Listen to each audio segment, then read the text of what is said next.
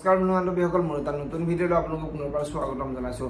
ৰং চেনেল সম্প্ৰচাৰিত হৈ থকা অদম্য যাত্ৰা ধাৰাবাহিকখনৰ আজিৰ খণ্ডটি চাবলৈ বহুত বেছি ইণ্টাৰেষ্টিং হ'বলৈ গৈ আছে। যদিহে আপোনালোকে অদম্য যাত্ৰা ধাৰাবাহিকখন চাই ভাল পায়, তেনেহ'লে ভিডিঅ'টোত এটা লাইক কৰি আমাৰ চেনেলটো ছাবস্ক্ৰাইব কৰি ল'ব এনেকুৱা ধৰণৰ আপডেটসমূহ পাই থাকিবলৈ।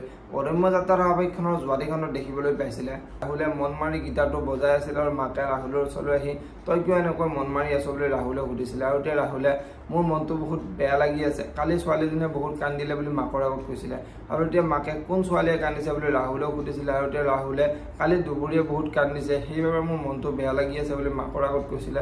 আৰু এতিয়া মাকে দুবৰীয়ে কন্দাৰৰ বাবে যে তোৰ মনটো বেয়া লাগি আছে, তই বাৰু দুবৰীক পচন্দ কৰিছ নেকি বুলি ৰাহুলেও সুধিছিলে।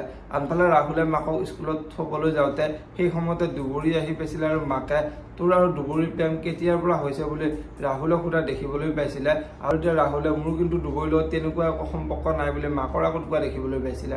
আৰু আজিৰ খণ্ডটিত দেখিবলৈ পাব ৰাহুলে কেৱল দুবৰীৰ কথাই চিন্তা কৰি থাকিব। আৰু ৰাহুলে মই বাৰু কিয় দুবৰীৰ কথা এনেকৈ চিন্তা কৰি আছো, মই বাৰু দুবৰীক ভাল পাই পেলাইছো নেকি বুলি ৰাহুলে চিন্তা কৰিব। এতিয়া যদিহে ৰাহুলে দুবৰীক ভাল পায়, তেনেহ'লে বন্তিৰ বাৰু কি হ'ব দেখিবলৈ পাব অদম্য যাত্ৰা ধাৰাবাহিকখনৰ আজিৰ খণ্ডটিত।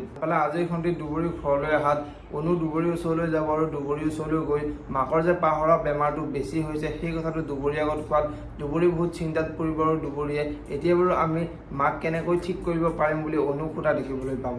যদিহে আপোনালোকে অদম্য যাত্ৰা ধাৰাবাহিকখন চাই ভাল পায়, তেনেহ'লে ভিডিঅ'টো এটা লাইক কৰি আমাৰ চেনেলটো ছাবস্ক্ৰাইব কৰি ল'ব এনেকুৱা ধৰণৰ আপডেটসমূহ পাই থাকিবলৈ। ধন্যবাদ।